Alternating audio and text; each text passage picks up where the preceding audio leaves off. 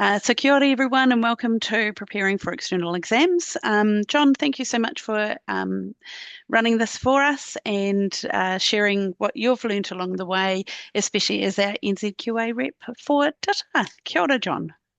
Kia ora, John Creighton. I'm at Burnside High School, and the reason I have put this out was because I was looking at our year 11, 12, and 13 students as they were getting ready for the exams, and I started to realize how, um, as a digital technologies teacher, we haven't really been under the same examination pressure that other examinations have. Our year 11 courses, 12 and 13, have been on separate dates and they've had separate times. They've been set as cars and they've been set as single exam papers in 3 hour slots. But for 2026, those exams are all going to be running both exams in the same examination slot. And as I was going through the kids with my lot, I knew I had to prepare them to be able to answer those questions quickly, to be able to really know what they were talking about, because time pressure is going to be a much more real thing than it ever has been previously for us. So I thought I would put something out, and I put a letter out, and then there was a suggestion that we ran a webinar just to see if there was anything that could be spoken about, made a little bit clearer, and give people a questions and answer session to clear up any misnomers or misunderstandings. So I'll jump into it really. The Preparing for Exams 2026. Exams aren't a negative thing. They're an opportunity for students to demonstrate what they know, and they have fantastic teachers in the classrooms in front of them that are delivering fantastic programs. And what we want to do is to be able to really customize that time and refine it so that the kids can walk in there, apply their knowledge, show what they've learned, and achieve the best grades that they possibly can. For some students, this is a great way of learning and demonstrating their understanding. For other students, there will be a little bit of pressure, and if we don't, build that expertise up and teach them how to do that, then they won't have the same opportunity as they otherwise would have. I've put in here, and I second guessed myself about failing to plan as planning to fail. And the reason I sort of second guessing myself is I didn't really want this presentation to come across as a negative thing. I really wanted it to be a positive thing. So it is unfortunately, however, true that if we don't plan this out and we don't think about it, we are limiting the student's ability to succeed. And because we're an option subject, we have an awful lot less freedom and forgiveness than subjects that kids have to do. So kids know they have to do year 11 maths. They know they've got to pass year 11 maths, and they know it's essential for a whole bunch of courses.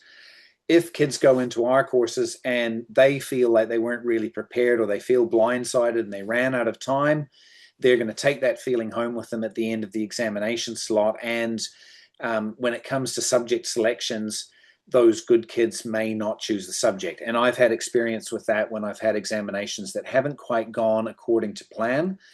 And so over time, we've really made an effort to make sure that what we're delivering to kids is great learning and great opportunities, but then we've also got to structure it so that it's able to be compartmentalized and then fed back in a meaningful way for examinations. The digital technology examinations are scheduled in the national examination period, and this has been a long battle that's finally got to the end where we're not trying to cram them in during term time, breaking open programs because we are, stopping big projects so that we can start teaching an external to rush through a CAT, and then suddenly launching back into projects, and that takes its toll onto the kids. Level 3 digital technologies, Tuesday, 10th of November. Level 2 digital technologies, 27th of November. Level 1 digital technologies, Thursday, 26th of November. Now, we've gone over those, but it is always best for you to check NZQA and the examination timetable so that you are 100% sure of what is happening on those. Each session is 3 hours long. If a student is doing one exam, they have 3 hours to do that one exam. If a student is doing 2 exams, they have 3 hours to do those exams, but they've got to do them both in the same session at the same time. NZQA has confirmed that students can move from one standard to another within the same subject. And it took me a while to actually get my head around that, because there's an awful lot of conversation, and because we haven't been using Exam Master for our internals, or we haven't had a huge experience with it other than the HCI, it hasn't been as clear with 2 exams in the same slot as to whether kids would be able to move out of one exam into another. And so it's really important that as we move through this, you come up with a strategy and you prep kids into a strategy, whether that strategy is to spend an hour on one exam and then move to the second exam, spend an hour on the second exam, and then use their third hour to go back and proofread and check and then update the areas that they're in. You will know your students better than anyone else, and you will have to be able to really get them to think through whether they want to do really well in a standard, whether they want to pass both standards, and you will have to coach them in strategies to be able to do that. The information that's coming out about the new assessment regime that will come through with the new replacement for NCA, looks like there will be an examination. It looks like kids will not be able to avoid their examinations. More detail than that's not clear, but I think what we're going to do is approach a much more consistent model with other subjects across the board. And so one thing that I've noticed that we haven't really been fantastic at is preparing kids to sit exams and exam strategies. When I was a science teacher, term 4 was really dedicated to revising for exams, practicing answering short questions, practicing being able to go back and look at questions, and to really have a strategy for looking through rather than just being told to proofread or read over your answers again. Most kids will go and they will read over their answers again and won't go into any more depth than that. And so it's all about giving the kids strategies. I've talked about most of the stuff on this slide. Level 1, they'll be able to move between the 2 standards, but they will be doing 2 standards.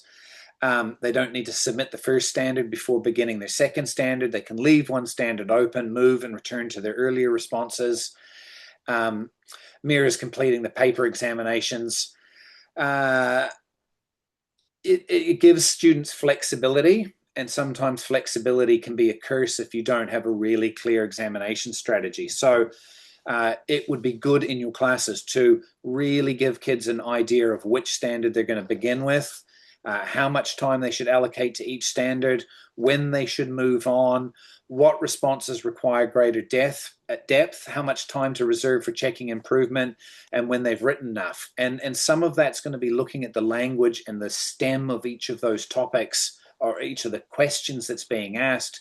And so they're looking for keywords: describe, explain, justify, critique, and getting kids to recognize that those words mean different things, obviously, but it also means that they should be able to start allocating more time for certain questions. For the design standard, for example, I've had a look through at the standard. I've told my kids there is going to be a need question. There is going to be an opportunity. You are going to have to come up with 2 requirements. You are going to have to link those requirements back. For merit, you are going to have to go through and talk about feedback that you got and talk about your design ideas. Kids need to walk into that exam knowing what they need to do to get achieved. If they're slow writers or slow typers, you need to have a clearly structured idea as to how to prep those kids to walk in, identify the achieved questions, not answer them to the best possible level that they can so they get the world's best achieved mark and then run out of time to answer merit excellence. Or even worse, don't answer merit and excellence because they feel they've already talked about it in the achieved questions. And so those are just like strategies that you need to think about how you're preparing the kids. And we have a very limited window left till the end of the year for us to start getting this across to kids. As we have examination pressure as we have assessment pressure for those big internal projects that we're still working on. Papers are designed to be manageable. NZQA has advised that digital tech papers have been shortened, so an average candidate should be able to complete each paper in approximately an hour. That's the same for all of them, and it has been the same since these papers came out. The recommendation is that they've taken an hour. Now, I've looked at a number of the papers, and some of them are big papers, and so sometimes what we think kids can answer in an hour and what kids can actually answer in an hour isn't the same thing. And if they don't have a clear preparation and they've been trialing those questions and they've been rote learning their responses so that they can identify the question where they're going to have that achieved question, and they've got a prepared response, they're going to spend time thinking, and that thinking is going to add time to each examination paper. And they just won't have the time unless they're ready for it, is the message I just want to keep iterating over and over again. I'll jump back there. The goal is not to frighten the kids about the exam. There's nothing worse than kids feeling really stressed going into an exam and locking up. And walking in, and it all turns to mush in their head. And that's where maths and science and English and all of those ones that have had exams for a long time have clear strategies about breaking the questions down, making the kids feel comfortable about core knowledge that they know is going to come out, preparing some answers that they know are going to be very similar to what's in the examination, and so that they're walking in like keen to get that paper open, keen to see some of the questions that they are predicting that's going to be in there, and then they're able to sit there and write them down. Teach the instruction words explicitly. The command word or the stem at the beginning of each question will give the students a clear idea of what they need to do. If you see identify, it is asking students to name, to select, to recognize, point out the relevant thing. You don't need a huge amount of supporting detail. One user requirement that the website must be easy to navigate. And so they don't need to write 5 or 6 sentences or start writing a paragraph when all they're being asked to do is identify. The main problem that I've seen from students that have not got the grade that they wanted from an examination is because they over-answered the achieved, and then when they got to the merit and excellence where it was asking for a different type of answer, they weren't answering it. They'd run out of time, or again, like I said earlier on, they thought that they had answered everything in the previous question. If you're asked to describe something, you need to state what something is, what it looks like, what happens, or how it's organized. You need to include relevant, specific details so the reader can understand or picture it. And I've put in here, the website has a navigation bar at the top with links to the homepage, the information, the help, and contact. And so students that are starting to see those words and starting to prepare responses like that, if they've made a website or they've made an animation, should be able to start generating really clear responses that they're memorizing, like they memorize maths formulas, like they remember science equations and what photosynthesis is and Mrs. Gran and all of those things. You're just using those same tactics for coming into a digital exam. When you're explaining something, you are showing how or why something happens or matters. You're connecting the cause, the reason, the decision, or piece of evidence to its effect or consequence.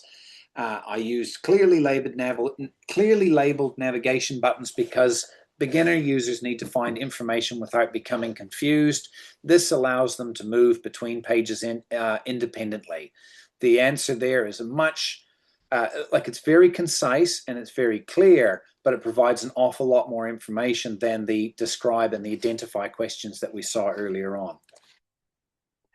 Once you see these ones here, these discuss words, the kids should know that they're moving into merit and excellence questions, where they need to examine an idea in detail by considering several connected points, perspectives. Perspectives is often quite big in technology, effects, advantages, disadvantages, or alternatives. They need to look at that evidence, and then they need to be able to come up with a conclusion. So they're asking, what are the important considerations? What do they show? What do I think this means in the end? Or why do I think I've made the right decision? And they're able to go through and base their decision on the reasoned discussion that they had early on. But a discussion is just like talking to a person. You don't necessarily agree with everything. You've got to put your point forward. You've got to explain your point. And then you've got to listen to an alternative viewpoint or an alternative perspective and break that down and understand it. And then you need to make a decision as to which way you're going to go, and you're able to say why you went that particular way. Justify steps up towards excellence, and you will start to see as you look through level 1, level 2, level 3. Level 1 will often have like describe, identify, and explain. We'll start to move up more towards the higher ones, and you might end up with discuss. Once you get to level 2, the examination questions will usually start with explaining at a lower level, but they'll step through to that discuss and justify. And then once you get to level 3, the very early achieved questions are higher level explained, and then merit and excellence really move more consistently into discuss and justify. And that's consistent with subjects across the board. And the new assessment framework, I'm expecting under the science of learning will really, ramp this up, and we should end up with more consistency in what's happening. So justify, you're giving convincing reasons and evidence showing why your decision is appropriate or preferable or valid.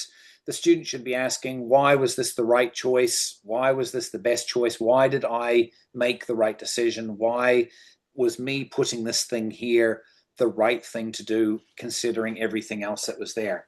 A student who writes an explanation when they're asked only to identify something may be wasting time. A student who gives a lengthy discussion when asked to describe a feature may be reducing the time available for questions where the deeper analysis is required, and where it's really that the question is giving the kids a little bit more detail.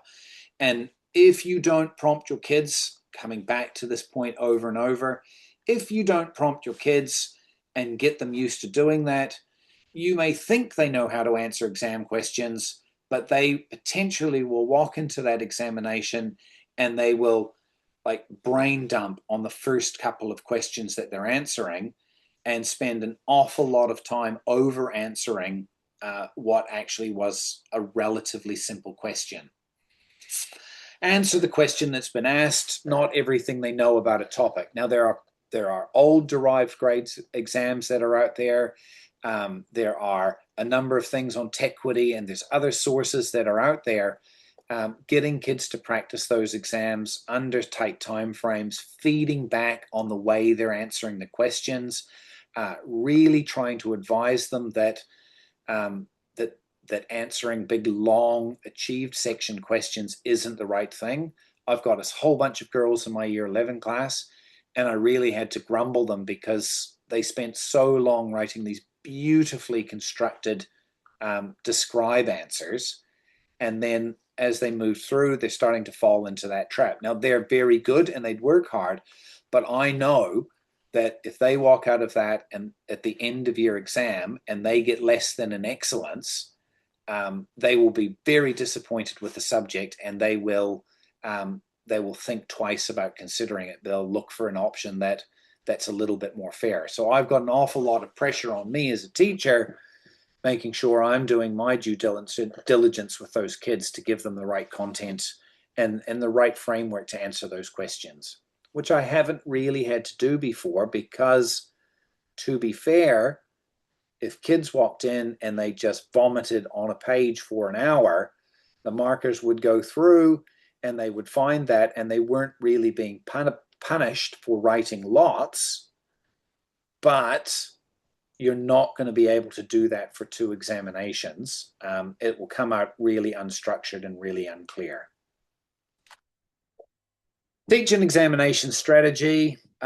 An example here, if they're students that are doing two standards. Now, if most people are doing 4 standards across the country, they will probably be doing 2 externals in that examination slot.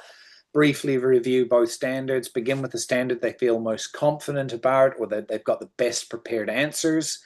Uh, Really start to use a time strategy so that they are managing their progress as they're moving through a standard and they're watching the clock.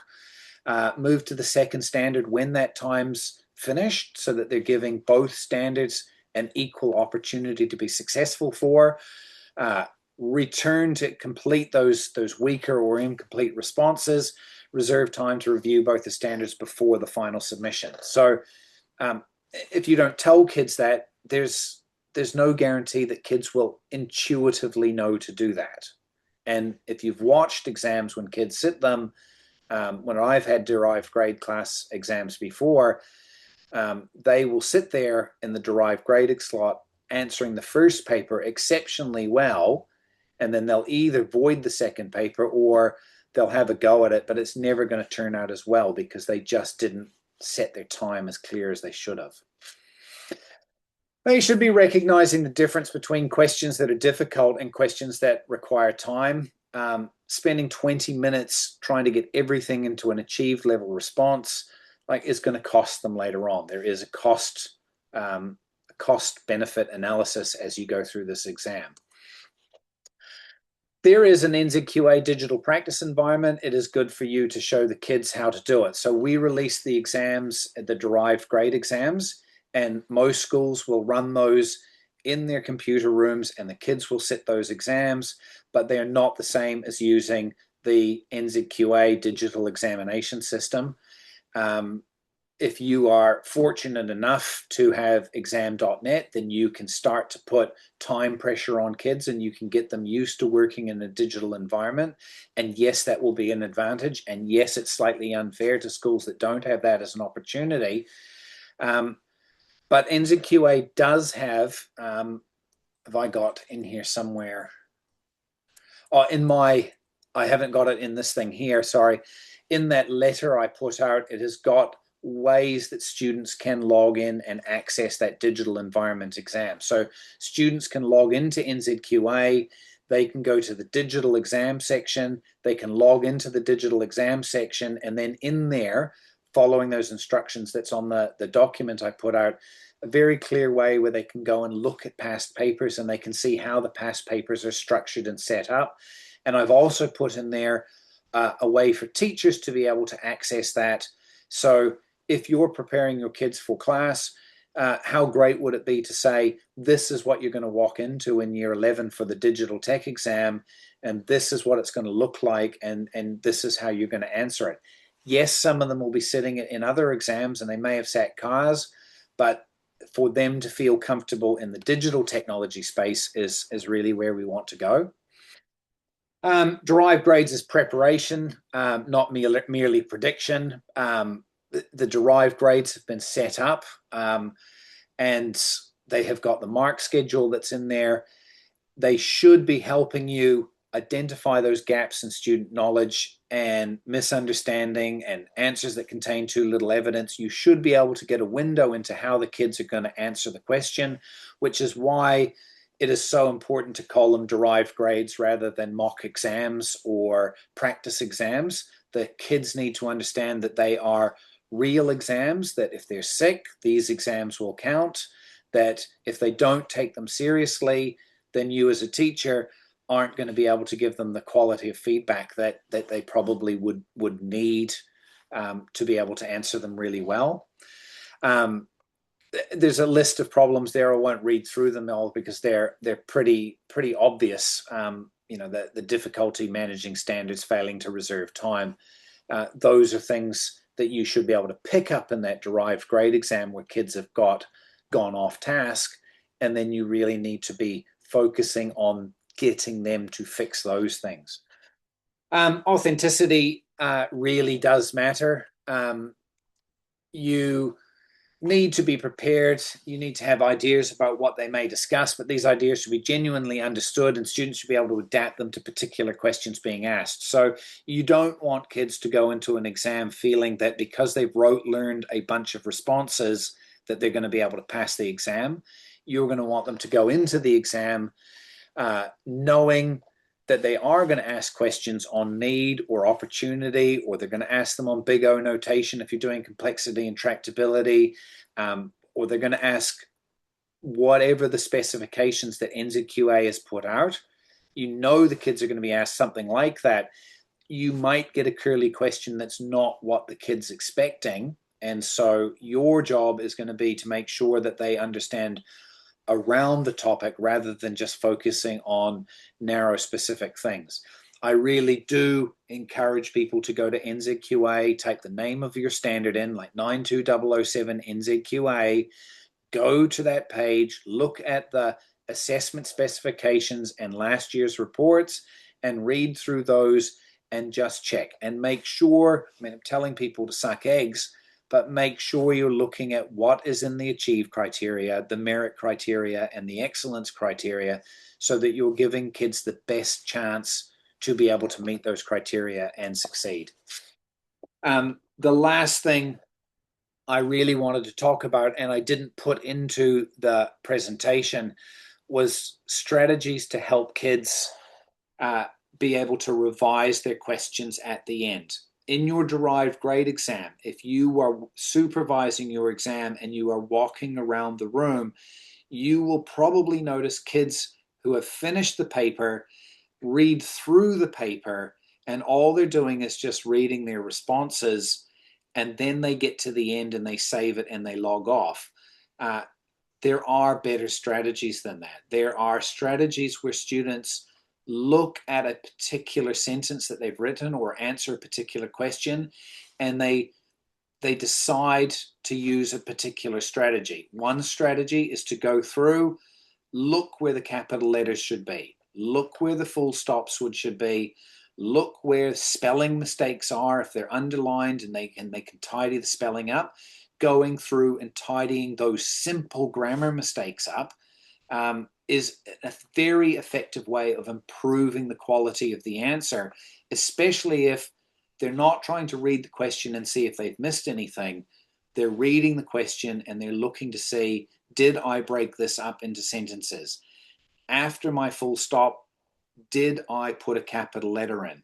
Did I put commas in to break things up? Because it makes the student's response look at a higher level. Another strategy that's really useful is to remove 10 words.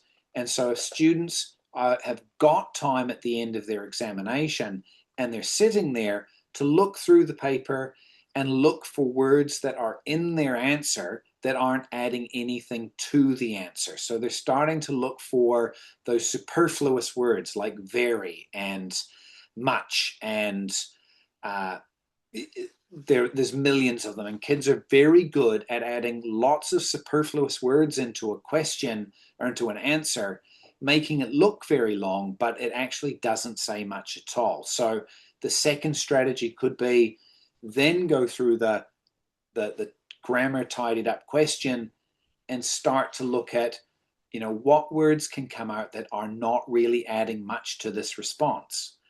The third strategy starts to get to a higher level, and that's adding 10 words. So they start to go through their responses and they look for those words that examiners hate, like good, nice, like, stuff, thing, button, and they start to replace those words with more technical language, and they've got time to read the question over and see what it was that they were looking at. When they used stuff, what did they actually mean by stuff, and starting to clarify and drop that thing in. It's not great for them to read their responses out loud in an examination room. They're not going to be allowed to do that, but they should then be reading their responses back to themselves very quietly, where they're actually trying to read it out loud in their head rather than just glancing over the words, because they will then see where they've made mistakes, because suddenly it's not really making sense. So those are strategies that I would strongly recommend, that if you've got the kids prepared for an exam, you've got them with questions that they know they're probably going to face, you've got prepared responses, you've talked to them about the stem of each of those questions, and so they know the type of questions they're going into. They walk into the exam, they're feeling confident because of that. They sit there, they are thinking about how they're answering the questions instead of just dropping like lots of stuff and achieved. They're flicking through, they're looking at the paper. And then once they've got that done, if they've got time at the end, and they definitely should do if they're only doing one paper at level 2 or level 3, to go back and use those strategies instead of just trying to read the answer and see if they've covered everything in it. So looking at the grammar, removing superfluous words, adding better words, and checking, reading their final response out loud to themselves in their heads will give them the best chance at success. It is never a bad strategy. My final words, never a bad strategy to have a look through the examination, read the questions in the paper so that they know that further on the exam's going to be asking these kind of questions, and that's where they're going to be able to answer longer, more full papers or more full responses that they've alluded to earlier in the achieved questions. So the achieved is the facts going down, the basic mechanisms, the base understanding. Merits where you're starting to interact with that material, and the excellence is where you're really starting to draw deeper into it, justifying your responses, showing your in-depth understanding. If the kids can look through the exam and start to see the structure of the exam and what they're going to be asking at the big questions, then maybe they can go back to the smaller ones and make them a little bit more concise and clear so that they don't feel like they're duplicating responses and that there's no point duplicating responses. Oh, Well done, John. right. That Done. was huge. We have Yeah. 3 questions, so I'll let you take your breath. Thank you very, very much. The first question was, how important is it that students stick to the suggested word limit? Um, we have had no punishment handed out to any student for sticking to the word limit. And so the word limit is a suggestion. And what there is no specific punishment.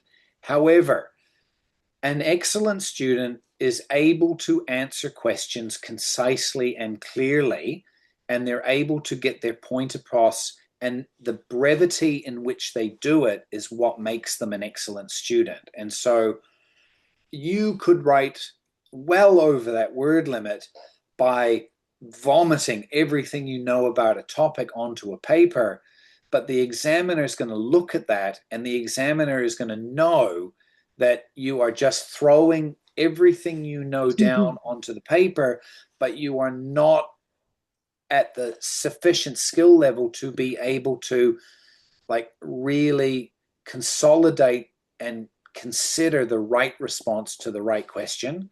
And so you will see it yourself when you're marking papers. A student that answers a huge amount for every single question often answers the same sort of information over and over. And you start to realize they don't actually have a solid understanding. What they have is an ability to drop a huge amount of information on a paper. And so some kids that will do that, can write and write and write and write, but never really get over, achieve. They'll go into merit, some of those kids, but they could have spent that time crafting a better response and probably getting a much higher grade. But a lot of that, I'm not going to try to go on too long, a lot of that I feel comes from not having a examination strategy before they walk into the room. And so those kids are doing the best they can by knowing they know a bit about the subject, remembering stuff people have taught to them, and they're just dropping it down rather than having the time to be able to craft those responses. Makes sense. And that whole strategy at the end of comes into play as well, doesn't it? So, the next question is, can students also move between the two papers on exam.net? Um, they should be able to move between them on exam.net. If you are the administrating teacher, you would be able to unlock the paper if the kid sat the question and then submitted the exam and then came back and said, I really want to open this paper up. Can you unlock it for me? People that use exam.net will be able to go into that admin role and unlock them. I think I've set the ones up to strict. And so people who are using exam.net can make their own copy of those exams, and then they can change those settings so that they're not done as strictly as I've done it. Our exams, the way we've structured ours is we have got an examination slot.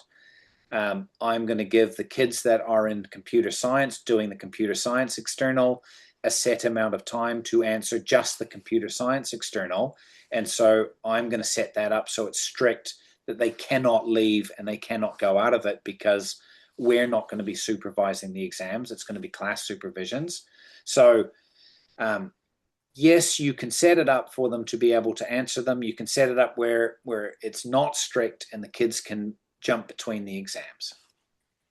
Cool, thank you. And the last question, and I can answer this one. How do we access the derived grade exams prepared by DITA? There's a couple of ways.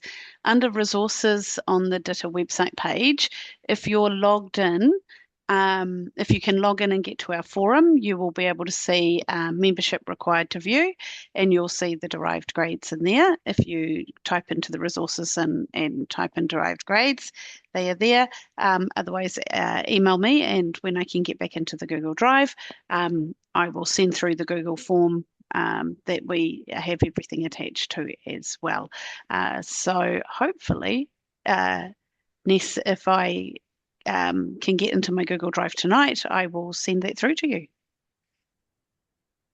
But for everybody else, that's another way to do it. The next question is, are students allowed to access their Google Drive for the Designer Digital Outcome exam at level 1 and level 2? No, the answer is a clear no. They will be sitting in Assessment Master, so they won't be able to go outside of that framework. The derived grade exam for 92007, NZQA has put out an exemplar of that. And so they are not asked to upload sketches. What they will need to be able to do is to describe their design sketches and their design ideas. So Cool. this is another example of where teachers need to be looking at those NZQA assessment specifications and reading what those are, and then making sure that they're preparing kids to be able to do it. So kids will walk into the examination room, they will log into Assessment Master, they will answer the questions, they will get one where it asks about design idea 1 or more than one design idea, and they should have a very clear, prepared response of the most explicit design components that they can talk about. And they want to be able to use those words so that the marker can visualize what they're doing and understand what it is that they're describing for the design idea or the requirement, whatever it is that they're talking about. Thanks, John. I think if it's all right with you, we'll close the recording now, and then if others who are on the call have questions, we can ask those as well. So I'll just stop recording now. Before I do, though, John, thank you very much for all of the time that you've put into this to support everyone in this new space of external and just bringing to our attention all of the things that we really need to be thinking about as we move into a formal examination system. So thank you very, very much.